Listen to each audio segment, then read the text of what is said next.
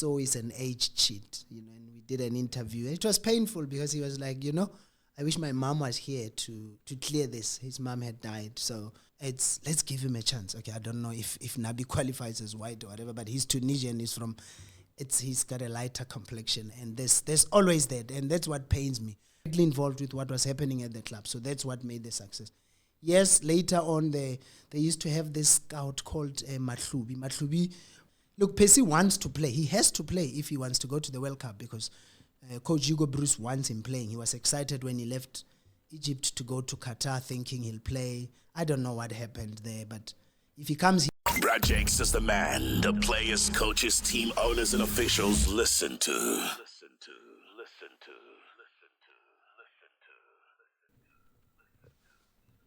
Brad Jakes, otherwise Godman? Sure, Mdu. This has been long coming to sit in studio with a legend, a journalist, someone who knows his football, who's covered football for more than 30 years. Oh, for 30 years. Even our popular Tso Vilagazi knows you. You used to cover Tso. As a kid, I used to write about. He knows, So I watched him grow. I've seen him when he started out, Komadibane High School. They won the KFC Cup, and I have beautiful memories of that boy because he was a good player.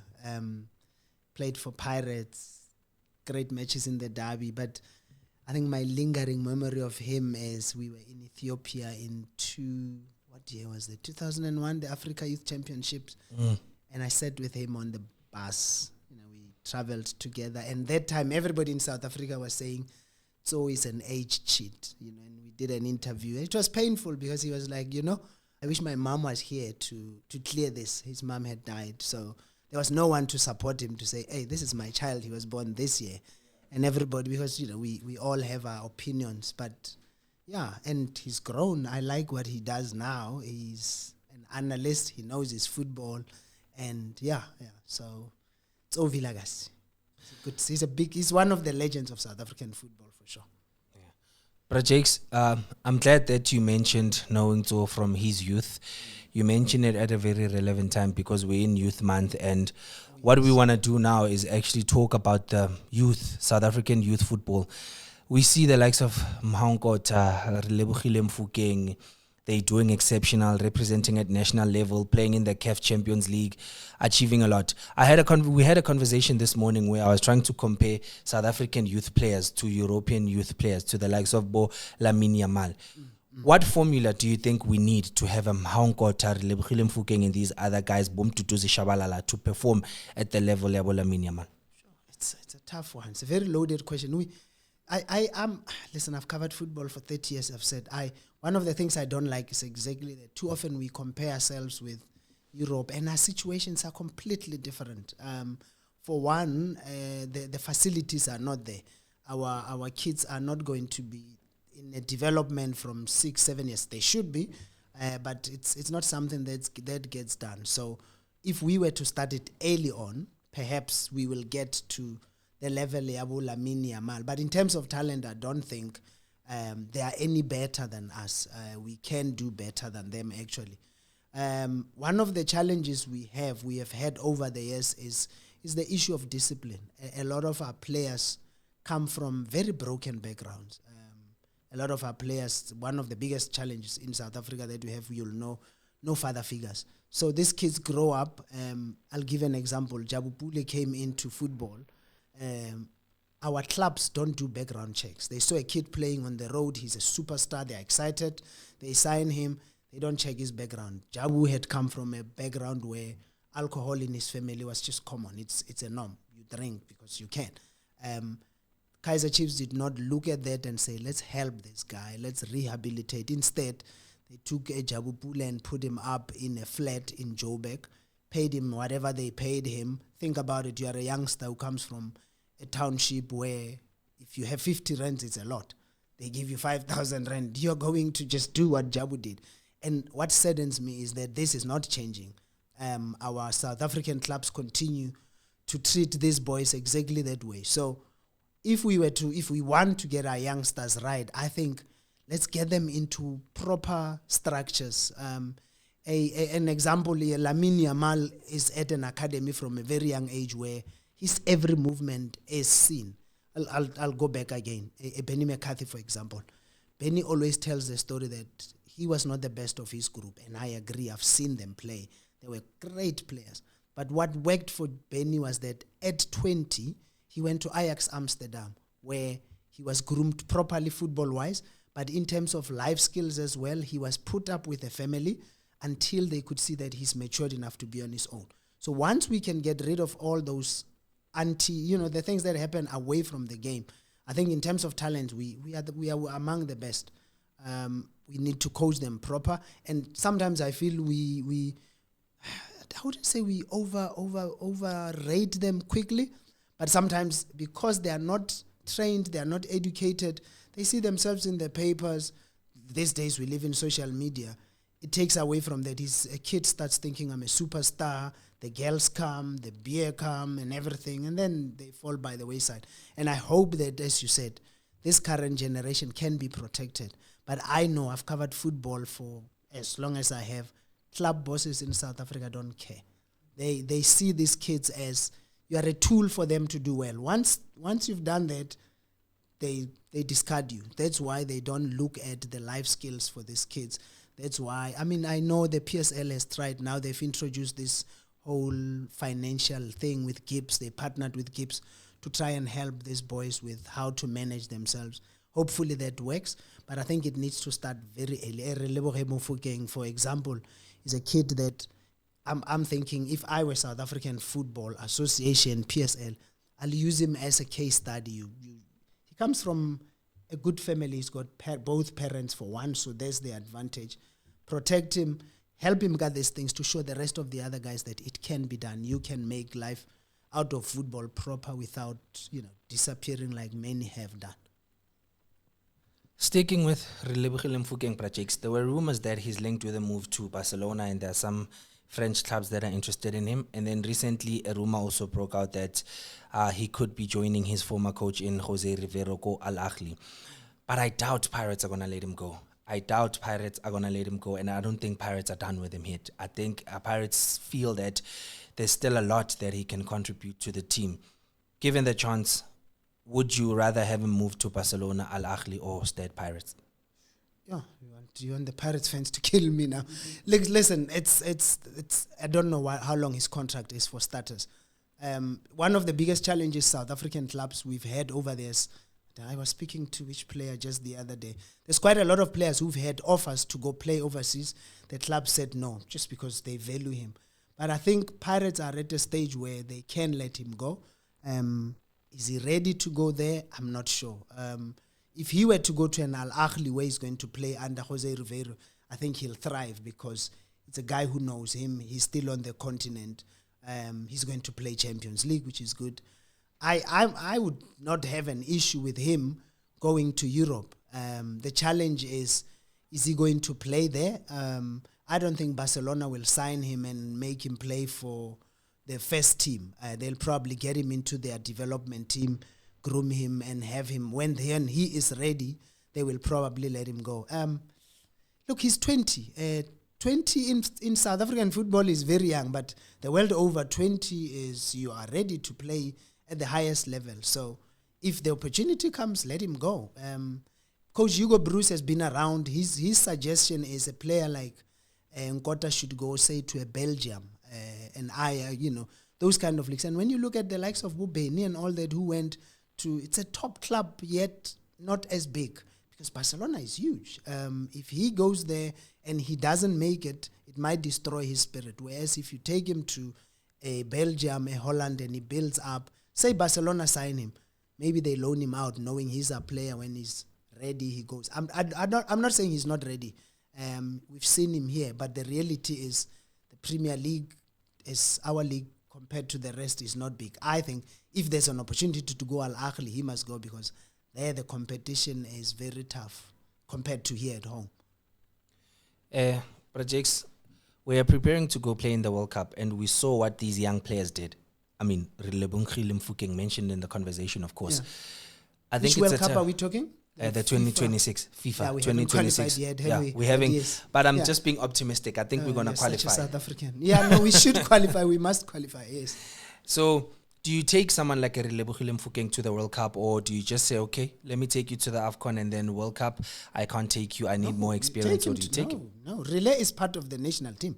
I mean, look, I know if Hugo Bruce will take him to the World Cup, definitely. It's how do you leave him behind? He's arguably the best star we have in the country. I mean, who is better than him, South African, currently? I don't think. Yes, yeah, okay, Mhaungkota is better than Relay, I agree. But you asked me about Relay, and I'm saying he should go to the World Cup. I would take Mhaungkota to the World Cup as well. Definitely, I agree.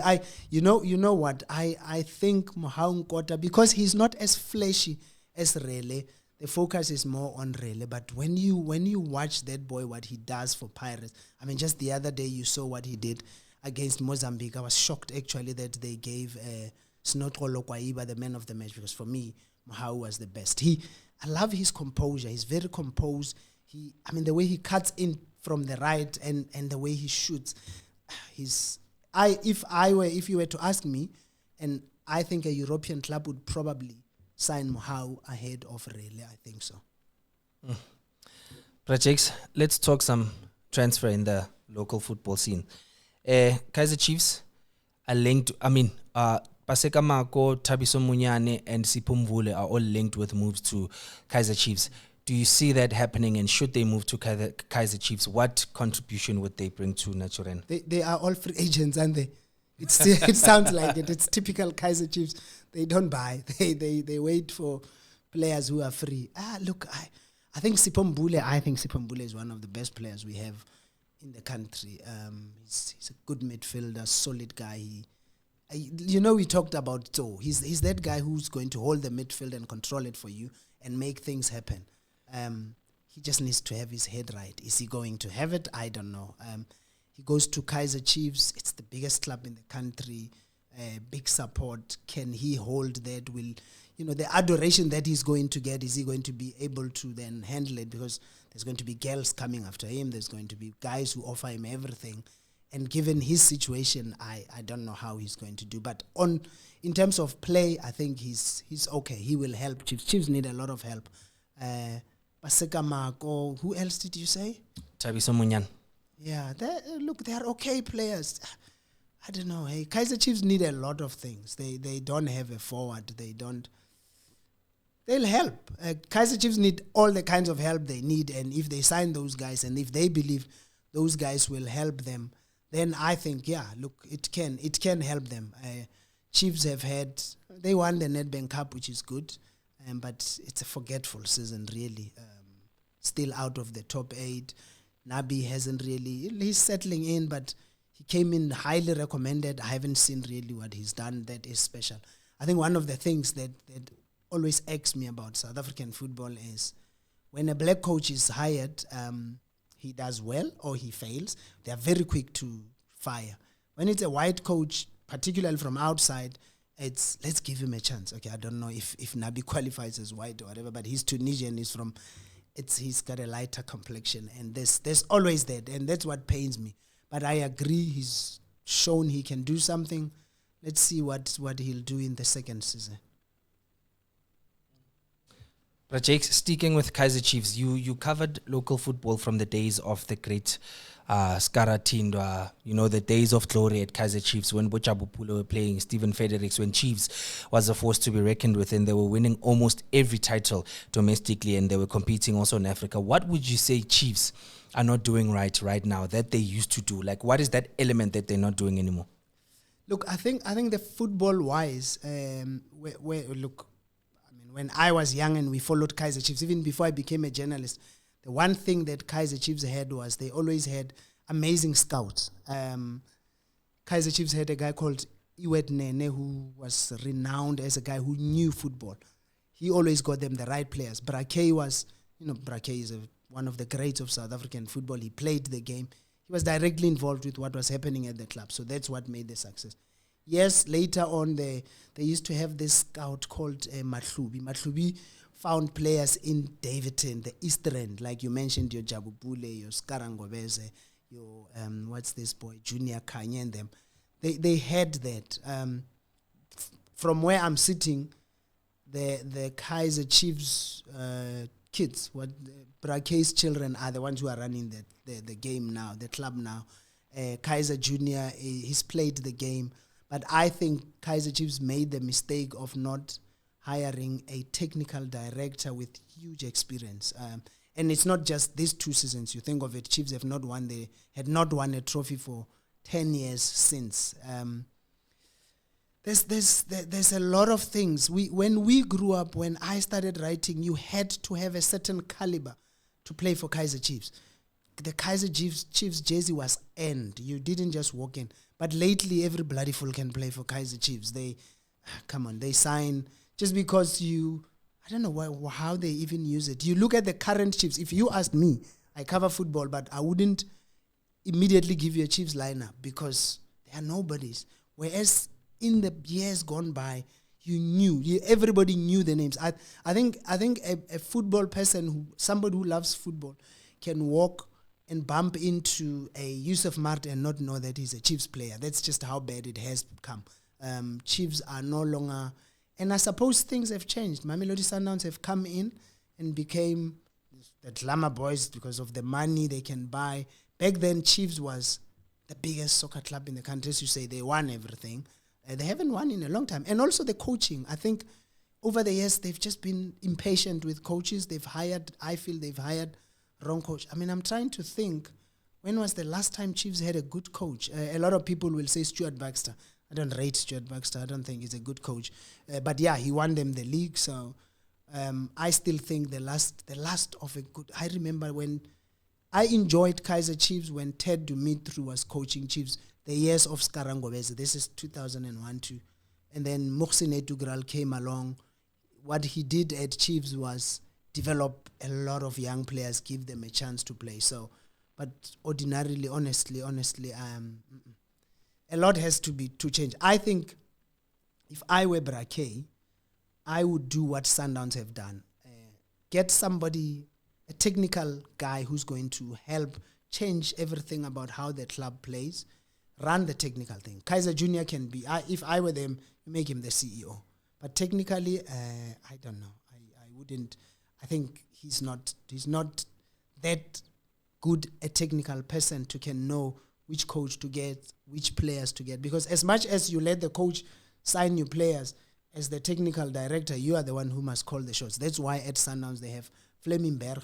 The coaches work under him. He decides whether we like it or not. It's working for them. Jakes, you just mentioned someone, and Vele, we were leading to the Mamelodi Sundowns conversation next. They are headed to the Club World Cup, and a lot of people, let me start off with the CAF Champions League final. When they played that final, they weren't looking their best. They were terrible. We could see that they were missing their playmaker in Tembazwane. He obviously traveled with them to the United States.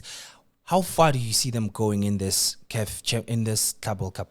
Club World Cup. They won't get out of the group stages. They can't get out of they can, they should. We want them to, but the reality is, for me, they are the weakest team in that group. There's Ulsan, there's Dortmund, if they get out, good for them. But I don't know what Sundowns are going to use this competition for, but if I were Sundowns, I would be using it to gain experience, to prepare for the next Champions League, because the reality of it is 2 clubs that go out, that progress. I don't see Sundowns beating any of those. Look, football is very fickle. Anything is possible. But historically, I know a lot of South Africans are saying, oh no, they'll beat Ulsan, just because we don't know who Ulsan are. South Africans are like that. But here's the reality. Sundowns played in the 2016 World Cup, FIFA Club World Cup. It was much smaller then. They played a team from South Korea, Jeonbuk. I think I pronounced the name right. They lost 4. They got a 4 from there. Historically, we've only ever played South Korean clubs twice. And I know Chiefs went to some friendly tournament, but in 1996, Orlando Pirates played in the Afro-Asian Cup against a club called Iluachunma.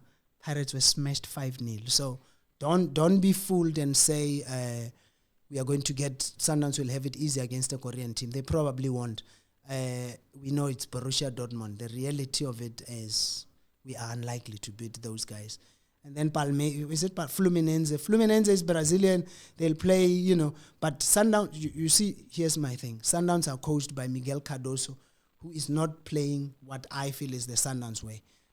If Sundowns were playing under Rulani and they were going to play against Palmeiras, I'll say Sundowns have a chance. But this guy, I know what he's going to do. He's going to try and defend as he's been doing all season. He plays, let's defend. As long as we don't concede goals, we will score, which works. But against certain clubs, we saw it. It didn't work against Pyramids, and I don't think it will work. So if I were a South African or a Sundowns fan, I'm like, our club is going to play in the World Cup. It's an opportunity for us to test ourselves. It's a reality check, really, to just know where we are. Then we know. But also it's an opportunity for the players to market themselves, play well. I know Miguel Cardoso is going to try and use that as he was going to try and prove himself, and some European club is going to call. It's an advertising space, and they must just look at it that way. If they lose, it's okay. It's who expects them to. I personally don't see Sundowns beating any of those three clubs. Projects. Pitso Mosimane came to Sundowns, built a very good team, won the CAF Champions League for the first time, won the league, and he won a lot of domestic cups. Rulani comes in after that. He builds a very solid team, a team that wins the African League, and then he also goes as far as the CAF Champions League finals, if I'm not mistaken. Semi-finals, where he was knocked out by Esperance. Mm-hmm. So now, Miguel Cardoso comes in, inherits a team with a solid foundation, but we haven't seen any results from him. Rolane Mokoena was fired when he couldn't win the CAF Champions League. And then Cardoso comes, he failed to win the CAF Champions League. Now he's going to the Club World Cup. Should he say goodbye after the Club World Cup because they're not going to go any far? I don't know. Look, Sundowns are not going to do that. I don't think so. You skipped Mangoba Mngiti, who was fired for doing what? For not winning the MTN 8 perhaps, and losing to Magezi in the final, but I think they rushed that decision. Personally, I think Mangoba it was a slow build-up, but he's a new guy. He was playing differently from what Rulani was playing, and I think that's one of the things that I found very strange about the Sundowns decision. Sundowns, when they announced Miguel Cardoso, they said Sundowns are not playing the Sundowns way. They were not happy with the way Mangoba was doing things. They felt we needed to be quality.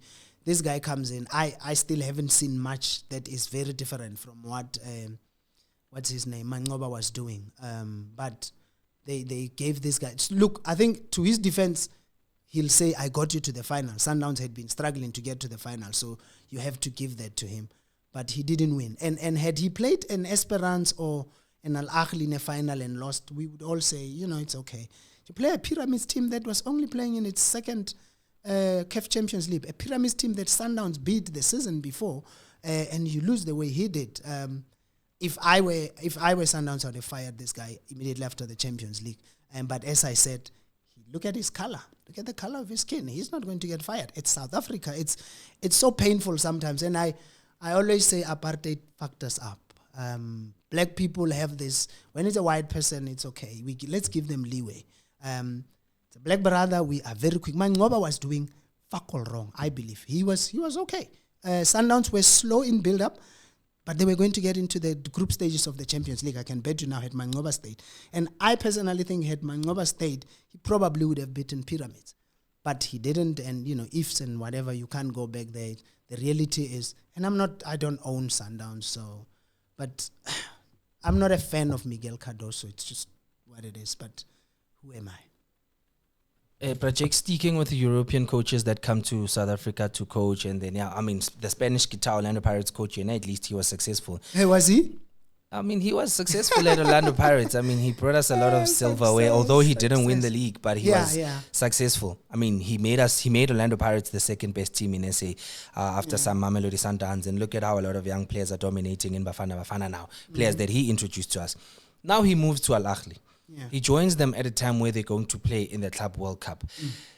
Is this what is like how he does in the Club World Cup? Do you think that's going to determine his future with Al Ahly, or they just go there to prepare? It's pre-season for you. It's pre-season. Look, Al Ahly, I think, can get out of their group. They can go into the knockout stages. They probably expect him to, but they won't judge him now for that.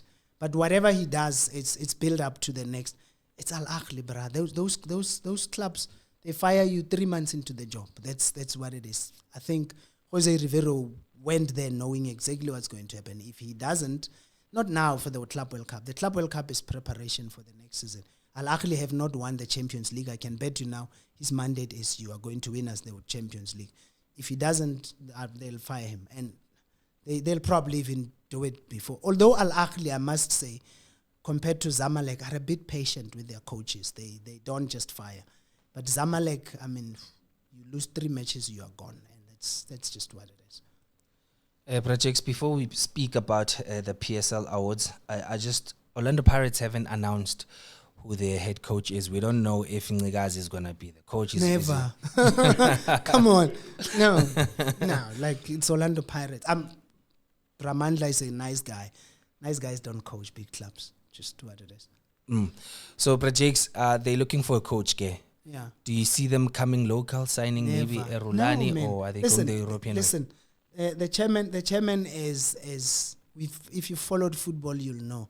The chairman is going to bring an unknown coach from Europe somewhere who will probably come in here and do big things like some previous ones have done. I don't see anybody here at home. I don't think he'll hire Rulani Mokoena for one. I don't think he should. A lot of people talk about the relationship. Rulani loves Pirates. It's his grandfather's club. It's his father's club. It's his uncle's club. But he's not going to coach Pirates. I wouldn't, if I were him as well, go coach Pirates. The pressure is just too much. He will go. There's talk that he'll go to Pyramid. So in terms of Pirates coach, I think, like I said, I think we are going to get somebody that we've never heard of. The chairman will bring somebody from somewhere out in Europe. Which I know about Pito Musimani and all that. But I don't think Peter is going to go to Pirates. So with Pirates, let's wait. Here's the thing with Orlando Pirates. You can't scoop them. Journalists go and try and speculate and whatever. The chairman has mastered this art of keeping things indoors. He will bring a coach. He will call us to a press conference and announce his coach. And we must just wait. To speculate about who's going to coach Pirates, sometimes I think it's just a waste of ink. Speaking of Pirates being able, or the chairman rather, being able to keep things indoors at Pirates, is this why no one has broken the story about Monapule Saling's future with Orlando Pirates? Yeah, look, they are very communication-wise. There's no leaks coming out of Pirates. I don't know how they've managed to do it. I think everybody who works there understands that, there's protocol to be followed. Things get announced officially. Whereas at other clubs, there are people who work in those clubs where they're friends with some journalists. They have a meeting and a guy walks out and calls another journalist. I'm not one of those that gets called. Unfortunately, for 30 years, people have said you don't get scoops, but people who get scoops are because they are very close with certain people. Too often, I'll tell you, a lot of those people who do that are even in the pockets of certain people. I'm not that. I've been a journalist for 30 years and I don't chase scoops. If it comes, somebody tells me I do, but I know I've seen it happen. People who get told certain stories are people who the next day they're going to ask you a favor that you should do and your integrity just disappears. So, that's one of the reasons that stories at Pirates don't just leak, because the chairman clearly runs a very tight ship where you're not going to go and say things that happen in the club. You'll probably lose your job, and who wants to lose their job working for such a huge institution? Percy Thabo is a free agent. What do you see happening to him? Is he coming back home? Is he going somewhere in Qatar, Saudi League? No, he probably is not. I don't know. He's one. So his age, I don't know who his agent is, but I don't know. I think a lot of clubs should be clamoring to sign him. He's not finished yet. I don't think Percy is finished. I think if he came into the PSL, depending on which club he goes to, he's the kind who can score 15 to 20 goals. Whether he's going to come here, I honestly don't know.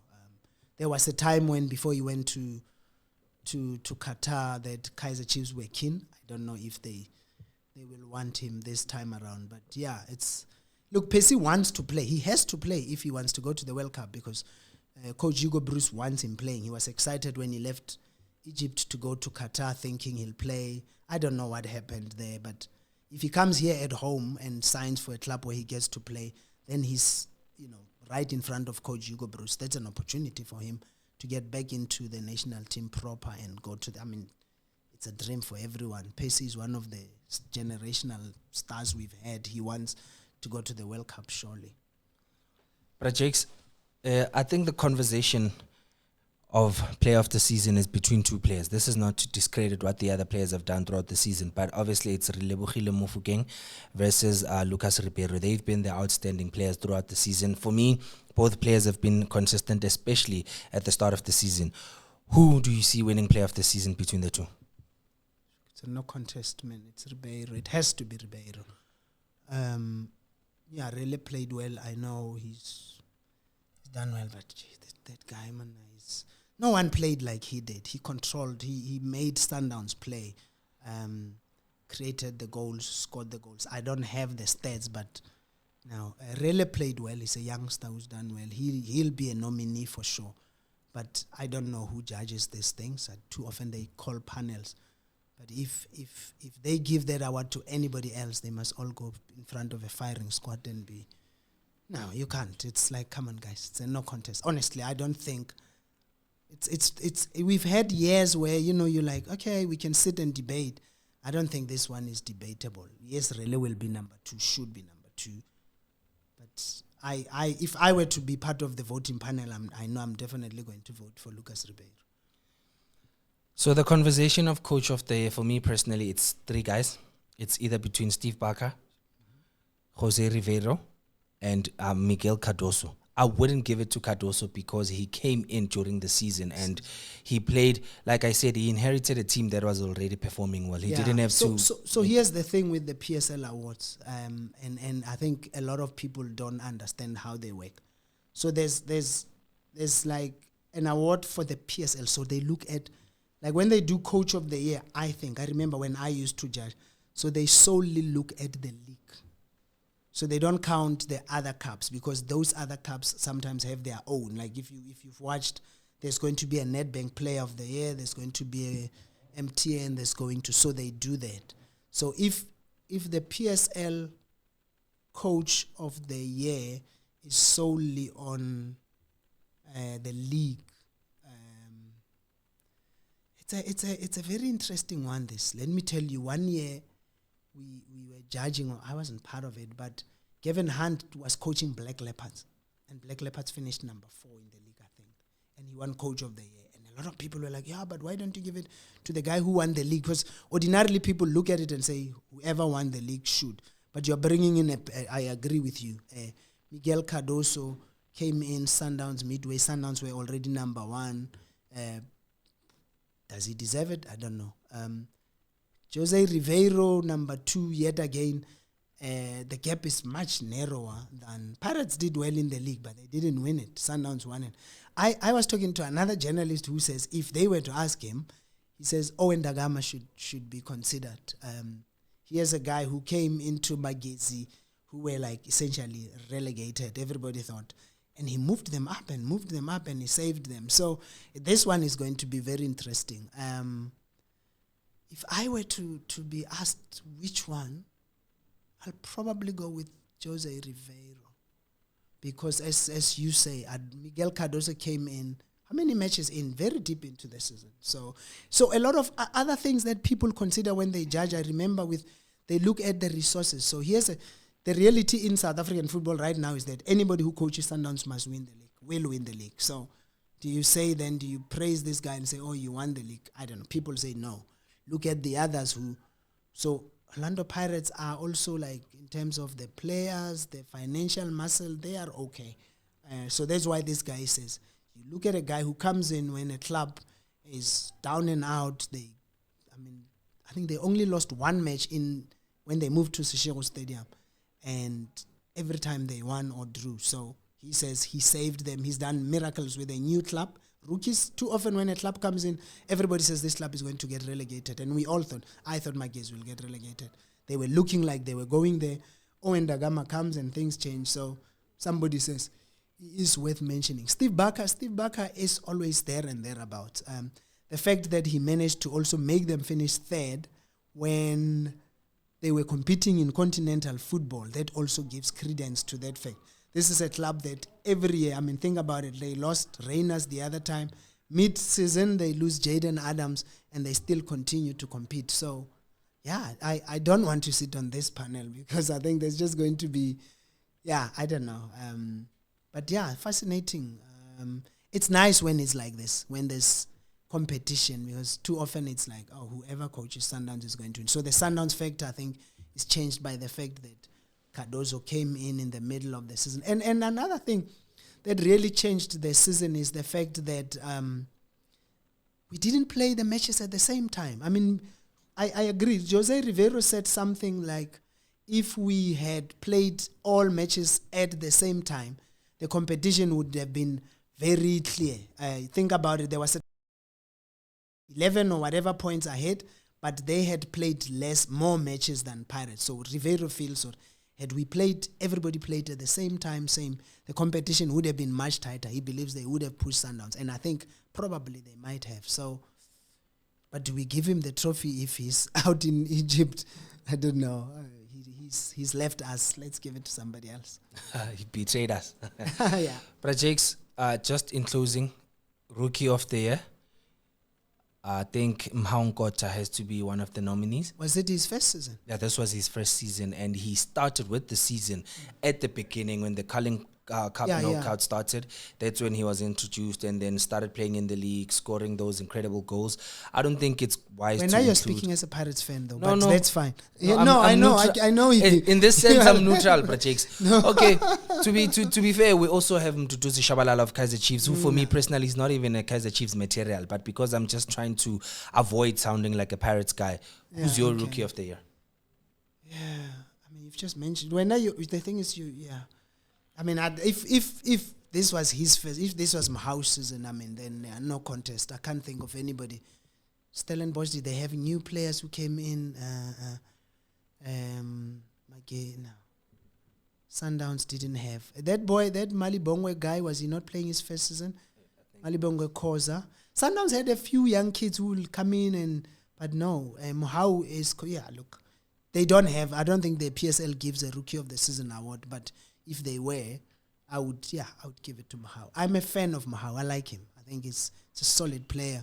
He's a kid who, they do young player, I think, young player of the season. That one they have. Young player of the season has to be, they'll give it to Relebohile Mofokeng. I think he was the best young player. Like I say, him and Mhao, but South Africa, we love flashy things. We love, he's exciting. I think the one thing about Relay is that he's brought back this whole, South African flair. We like him. Sometimes you want that because too often you have, and I think one of the things I liked is that Coach Jose Rivero allowed him to do that, because too often these European coaches, who was that coach? Ernst Middendorp nearly killed Skarangovese's career, but Ted came and revived it, and so Mhaonkota, yes, Rookie of the Season, but as I said, I don't think there's that award, but if they give young player, I see them giving it to Rele Mofokeng. But Jakes, thank you so much for your time. Kana, how do we connect with you on the platform? So my show is Inside SA Soccer. It comes 9 o'clock every day, Monday to Friday. And where else do you want to connect with me? I'm fine there. That's me. You can read my stories. I write for Independent Newspaper Group, in the Star, all those publications. But that's at Tilly Boy on Twitter and all those other platforms.